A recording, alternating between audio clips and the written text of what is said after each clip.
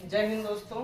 Hello my dear student. आज हम लोग को समझाते हैं हम तना के बारे में। जो तना का इंग्लिश होता है स्टेम। जानिए पहले तना किसे कहते हैं। तना पौधे का वह भाग होता है जिसपे पत्ती, फूल, फल आदि लगे होते हैं, उसको हम लोग तना कहते हैं। आए बात समझ में। अब देखिएगा तना के कितने प्रकार होते हैं। तो तना के होते हैं 3 प्रकार। कौन कौन से देखिएगा। पहला होता है वायवीय तना, दूसरा होता है अर्धवायवीय, तीसरा होता है भूमिगत तना। आप पहले समझिएगा कि वायवीय तना क्या होता है। देखिएगा वायवीय तना वह तना होता है जो मिट्टी के अधिकांश ऊंचाई पे रहता है, उसे कहते हैं वायवीय तना। इसके अंतर्गत हमारे आम, नीम, बरगद, जामुन और पीपल आते हैं। आया बात समझ में। जो मिट्टी के कहाँ पे उगे हों, अधिकांश ऊपर रहते हैं, उसे क्या कहेंगे, वायवीय तना कहेंगे। ठीक है ना। दूसरा हमारा है अर्धवायवीय किसे कहते हैं। देखो इसका मतलब ये होता है अर्धवायवीय का आधा ऊपर और आधा नीचे हो, उसे क्या कहेंगे, अर्धवायवीय तना कहेंगे।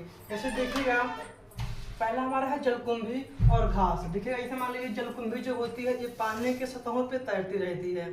जो पानी के आधा भाग ऊपर होता है और पानी के आधा नीचे होता है। ठीक है ना। जैसे देखिएगा ये हमारा हो गया पानी, ये हमारा हो गया जलकुंभी। तो जलकुंभी जो होती है पानी के ऊपर होती है, लेकिन जो इसका जड़ होता है ये पानी के कुछ भाग तक नीचे होता है, जमीन तक नहीं आ पाता है। ठीक है ना। तो जिधर हवा चलती है ये उधर ही क्या करते हैं, बढ़ते रहते हैं, उसे क्या कहेंगे, अर्धवायवीय।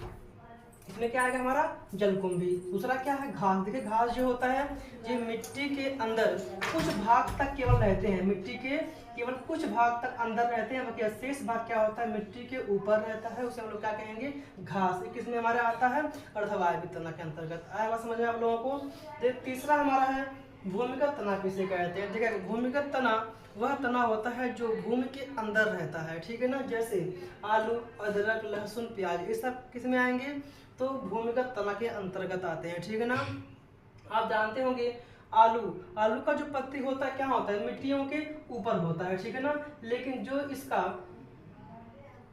तना होता है, जो उसका आलू होता है, ये मिट्टी के केवल कुछ ही नीचे तक गया रहता है, मिट्टी के शेष भाग तक नहीं जाता है। उसका केवल कुछ अंश जो होता है ये मिट्टी के अंदर जाता है। ठीक है ना। वैसे देखिए अदरक होता है जो मिट्टी के कुछ भाग तक अंदर जाता है। और हमारा हो गया प्याज। प्याज जो होता है आप देखे होंगे ये मिट्टी के केवल कुछ भाग तक अंदर जाते हैं, और इसमें क्या होता है ये आधा से अधिक मिट्टी के ऊपर निकल जाता है। ठीक है ना।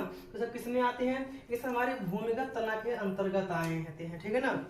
अब आप लोग सब समझ गए होंगे तना किसे कहते हैं, तना कितने प्रकार होते हैं। आया बात समझ में। ठीक है।